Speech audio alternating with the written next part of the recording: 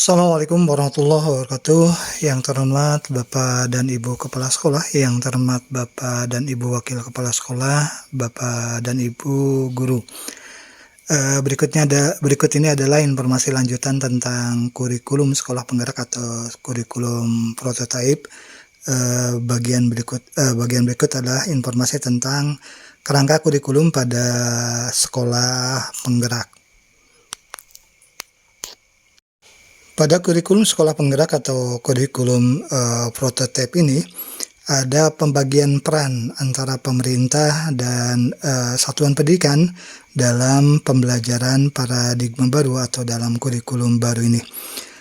Sekaitan dengan peran tersebut, pemerintah berperan menyiapkan profil pelajar Pancasila, yaitu berisi kompetensi dan karakter yang tertuang dalam 6 dimensi, berfungsi sebagai penuntun arah yang membantu segala kebijakan dan pembaharuan dalam sistem pendidikan Indonesia, termasuk pembelajaran dan asesmen. Kemudian yang berikutnya yang disediakan oleh pemerintah yaitu struktur kurikulum, yaitu berisi jabaran mata pelajaran beserta alokasi jam pelajaran. Berikutnya yang disediakan oleh pemerintah adalah capaian pembelajaran, yaitu kompetensi dan karakter yang dicapai setelah menyelesaikan pembelajaran dalam kurun waktu tertentu. Berikutnya yang disiapkan oleh pemerintah lagi adalah prinsip pembelajaran dan asesmen, yang berfungsi sebagai nilai-nilai yang mendasari pelaksanaan pembelajaran dan asesmen. Jadi sekaitan dengan kurikulum sekolah penggerak atau kurikulum prototipe ini yang disiapkan oleh pemerintah yaitu profil pelajar Pancasila, struktur kurikulum, capaian pembelajaran, dan prinsip pembelajaran dan asesmen. Nah, sekaitan dengan yang disediakan oleh pemerintah ini juga pemerintah menyediakan contoh kurikulum operasional dan beragam perangkat ajar untuk membantu satuan pendidikan dan pendidik yang membutuhkan inspirasi dalam pembelajaran. Komponen yang dikembangkan oleh satuan pendidikan atau oleh sekolah sekaitan dengan kurikulum sekolah penggerak ini yaitu yang pertama adalah kurikulum operasional.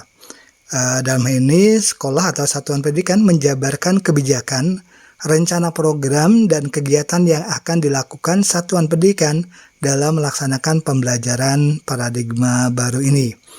Yang kedua, yang dikembangkan oleh satuan pendidikan atau sekolah adalah perangkat ajar, yaitu berbagai perangkat yang digunakan untuk mendukung pembelajaran paradigma baru. Sekaitan dengan hal ini, satuan pendidikan diberikan kemerdekaan untuk memilih atau memodifikasi contoh kurikulum operasional dan perangkat ajar yang tersedia, atau membuat sendiri sesuai dengan konteks, karakteristik, serta kebutuhan peserta didik.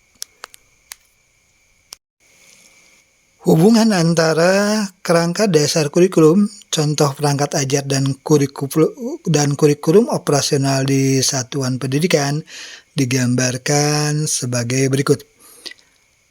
Nah, yang ditetapkan oleh pemerintah yaitu yang berupa kerangka dasar kurikulum mengacu pada tujuan pendidikan nasional atau SNP, berupa adanya tujuan pendidikan nasional.